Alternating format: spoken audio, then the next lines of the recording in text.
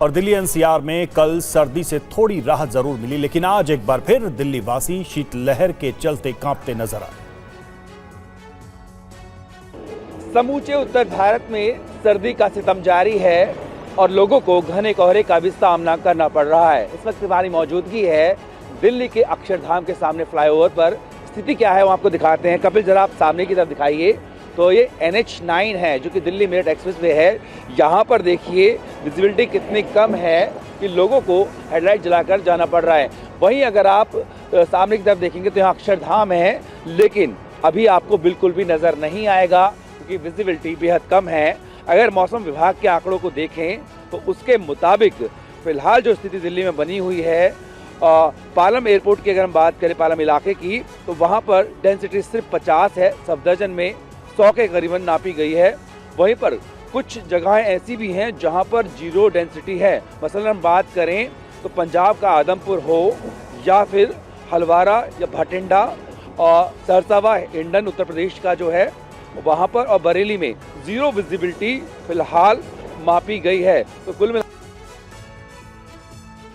राजस्थान के जयपुर में पहली बार सेना दिवस के मौके पर परेड हुई और इस परेड में भारतीय सेना के अनुशासन और आधुनिक सैन्य क्षमता देखने को मिली है। पीएम मोदी ने इस मौके पर सेना का अभिनंदन किया है।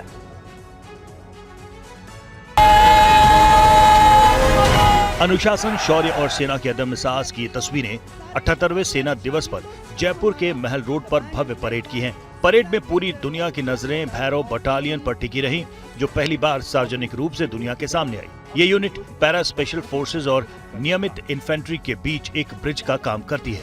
ऑपरेशन सिंदूर के अनुभवों ने इस बटालियन की नींव रखने में अहम भूमिका निभाई है। पहली बार सेना ने अपनी वार्षिक परेड को किसी सैन्य छावनी के बंद घेरे से निकालकर आम जनता के बीच लाने का निर्णय लिया। सेना प्रमुख जनरल उपेंद्र द्विवेदी और CDS जनरल अनिल चौहान ने ड्यूटी के दौरान जान गंवाने वाले सैनिकों को श्रद्धांजलि दी। पीएम मोदी ने वीडियो जारी कर सेना की हौसला अफजाई की। ये है मेरी सेना का, मेरे सुरक्षा बलों का पराक्रम। मुझे गर्व है हमारे जवानों ने हर मुश्किल से मुश्किल मौके पर अपने सामर्थ्य को सिद्ध किया है।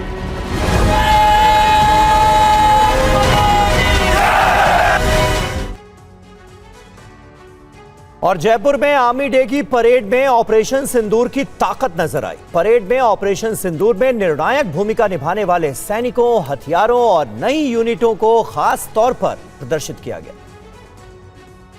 जयपुर पर यहाँ पर महल रोड पर हमारे जो आर्मी के जो शूरवीर हैं वो यहाँ पर आपको परेड करते हुए साफ तौर पर नजर आ रहे हैं। और वो हथियार जिनसे हम दुश्मन को धूल चटा रहे हैं, ऑपरेशन सिंदूर में हमारी सेना ने किस तरह से पूरा शौर्य दिखाया उसको पूरी दुनिया ने देखा।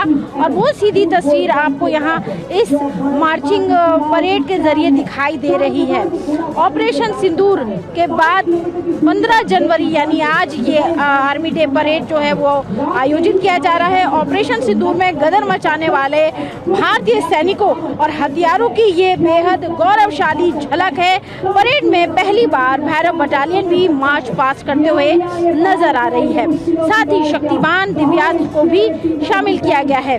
ऑपरेशन सिंदूर के बाद इस नई यूनिट का गठन किया गया। इसके अलावा परेड में Assam regiment, artillery, Jammu Kashmir light regiment, Madras regiment, scout और NCC कैडेट भी हिस्सा ले रहे हैं। और पहली बार लाइट कॉम्बैट हेलीकॉप्टर प्रचंड अपाचे अटैक हेलीकॉप्टर उड़ान भर रहे हैं। इसके अलावा अटैक हेलीकॉप्टर रुद्र और चेतक हेलीकॉप्टर और टैंक मिसाइल सिस्टम इसका हिस्सा बने। और ठीक हमारे सामने यहाँ पर आप T-90 टैंक देख रहे हैं जो कि भारतीय सेना का सबसे मजबूत टैंक है और हमारा मेन बैटल टैंक इसे कहा जाता है। भीष्म पितामह के नाम पर इसे भीष्म रखा नाम दिया गया है जो कि दुश्मन के परखच्चे उड़ा सकता है। भारतीय सेना की muscle power T-90 Bhishma tank, MPT Arjun और BMP-2 long range multi barrel rocket launcher, स्मर्च multi barrel rocket launcher grade और K9 वज्र धनुष और पाकिस्तानी आतंकी ठिकाने को जमींदोज करने वाले सेना के M777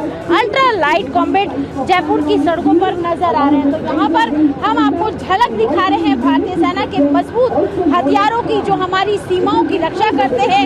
LOC से लेकर LAC तक तमाम के हथियार जो है हमारी सीमा की रक्षा करते हुए। अर्जुन टैंक जो है ये स्वदेशी टैंक है जिसका